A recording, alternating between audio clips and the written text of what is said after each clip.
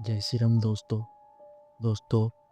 अगर किसी गांव में हर अमावस्या की रात एक ही कुएं से पानी भरने वाले लोग अगली सुबह बिना परछाई के मिले, और अगर कोई बूढ़ी औरत आपको हर बार सिर्फ एक ही सवाल पूछे, तो मुझे पहचानता है या भूल चुका है, तो बताओ, तुम उस गांव में एक रात भी रुक पाओगे क्या? मेरा नाम रघुवीर है। मैं शहर में पला बढ़ा पढ़ा लिखा इंसान हूँ।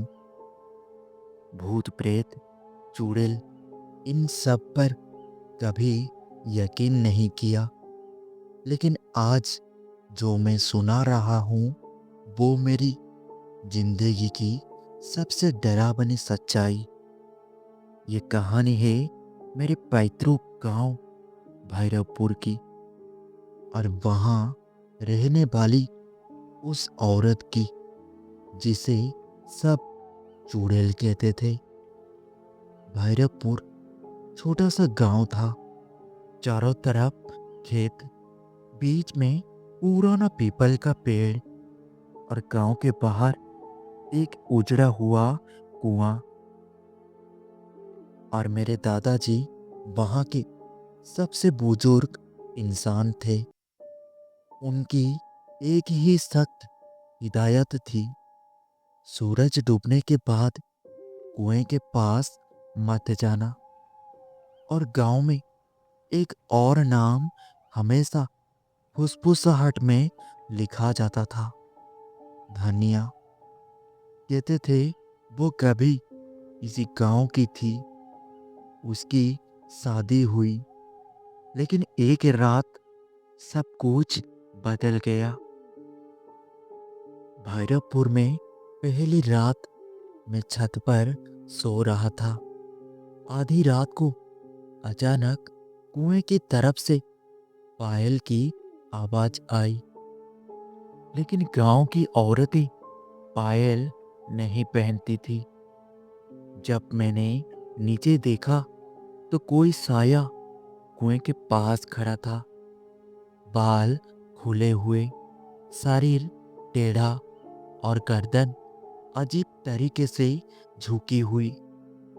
जब सुबह हुई तो खबर फैल गई, गांव का एक युवक मंगलू मर गया, लेकिन उसके शरीर पर कोई चोट नहीं, लेकिन आंखें खुली हुई और मुंह से मिट्टी भरी हुई।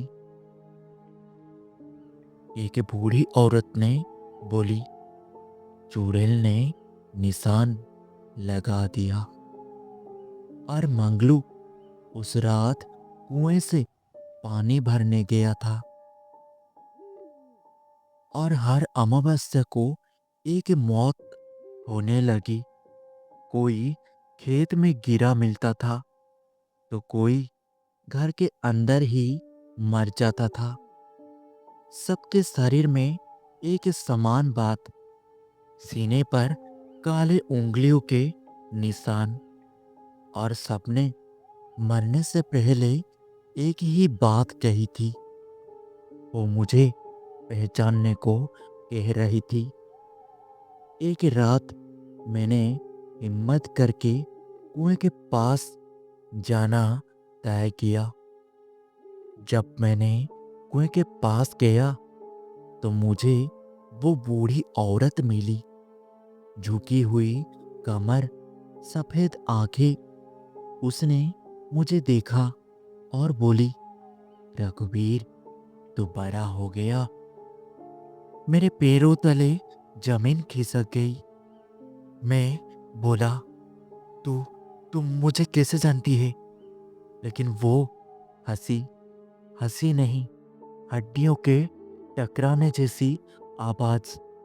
फिर बोली, तेरे दादाजी ने मुझे जलाया था। कहा जाता है धनिया निर्दोष थी। उसके पति की अचानक मौत हुई। गांव वालों ने उसे चुड़ैल कह दिया और मेरे दादाजी भीड़ में शामिल थे। उसे कुएं के पास बांधा गया और जिंदा जलाया गया। मरते वक्त उसने कहा था, मैं सबको पहचानूंगी, एक एक को। और उस रात अमावस्या थी। धनिया का असली रूप सामने आया। लंबे नाखून, उल्टे पांव और गर्दन पूरी घूमी हुई। उसने कहा, अब तेरी बारी है। मैं भागा और पीछे से उसकी हंसी गूंज रही थी। और कुएं के पास पहुंचते ही मुझे धक्का लगा। मैं गिर गया, लेकिन कुएं में नहीं। सुबह गांव खाली था। सिर्फ कुएं के पास एक नाम लिखा हुआ था, रघुवीर। और आज जब भी कोई उस कुएं से पानी भरता है, मैं पूछता हूँ, तो मुझे पहचानता है या भूल चुका है।